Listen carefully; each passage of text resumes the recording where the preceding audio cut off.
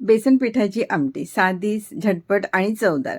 घरगुती मसाल्याचा सुगंध, बेसनाची मऊसर चव आणि गरमागरम भाकरी किंवा भातासोबतची परफेक्ट जोडी आहे.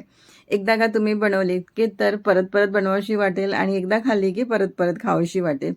पारंपरिक बेसन पिठाची आमटी. आणि तुम्हाला ही आमटी कशासोबत खायला आवडेल मला नक्की कमेंट्स करून सांगा. तर त्याकरता आपण एक मसाला तयार करून घेऊया. तर भाजलेलं सुकं खोबरं घेतलेलं आहे, आलं लसूण घ्यायचं, थोडं तिखट हवं असेल झणझणीत एक हिरवी मिरची घ्यायची, कोथिंबीर घ्यायची, टोमॅटो घ्यायचा. आता टोमॅटो हा तुम्हाला नको असेल, नाही वापरायचं असेल, नाही वापरला तरी चालेल, पूर्णपणे ऑप्शनल आहे. आणि आता मस्त असं बारीक करून घ्यायचं. खोबरं मात्र छान असं डार्क रंगापर्यंत आपल्याला भाजून घ्यायचे. तेल गरम करायचं. तेल छान गरम झालं की राई घालायची. राई तडतडली की जिरं घालायचं. जिरं फुललं की छान मस्त त्यात कढीपत्ता घालायचा.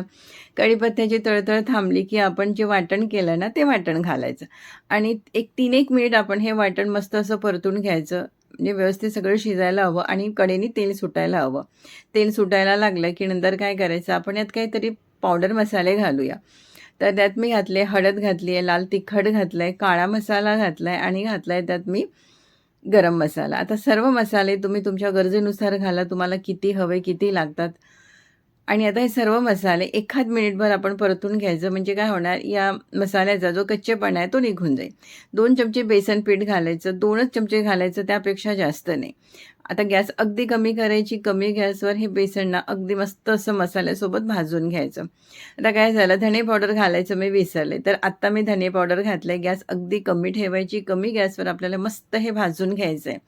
नंतर यात पाणी घालायचं. पाणी मात्र गरम घालायचं आणि पाणी थोडं जास्त घालायचं. परत एकदा मस्त असं मिक्स करून घ्यायचं. म्हणजे हे एकसारखं असं आपण करून घ्यायचं.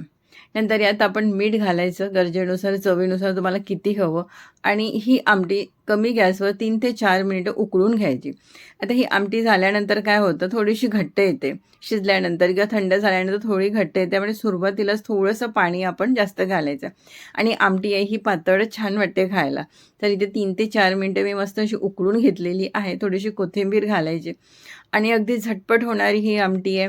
आणि आता पाऊस सुरू आहे आणि पावसात असं गरमागरम संध्याकाळच्या वेळेला काही खायचं झालं ना, तर अशी बेसन पिठाची आमटी करायला लई भारी लागते. आणि कधी-कधी काय होतं, आपल्याला स्वयंपाकाचा कंटाळा आला, तर मग आपण पिठलं भात, वरण भात काहीतरी बनवतो. तर त्यापेक्षा ना अशी ही बेसन पिठाची आमटी बनवा. तिखट आहे, झणझणीत आहे. मसाले तुम्ही तुमच्या पद्धतीने वापरू शकता, पण खायला एकदम लई भारी लागतं. खरंच तुम्ही सुद्धा ही रेसिपी नक्की एकदा ट्राय करा. आवडलीच तर लाईक करा आणि शेअर करा. आणि तुम्हाला आमटी कशासोबत खायला आवडते तुम्ही नक्की सांगा, भातासोबत की भाकरीसोबत.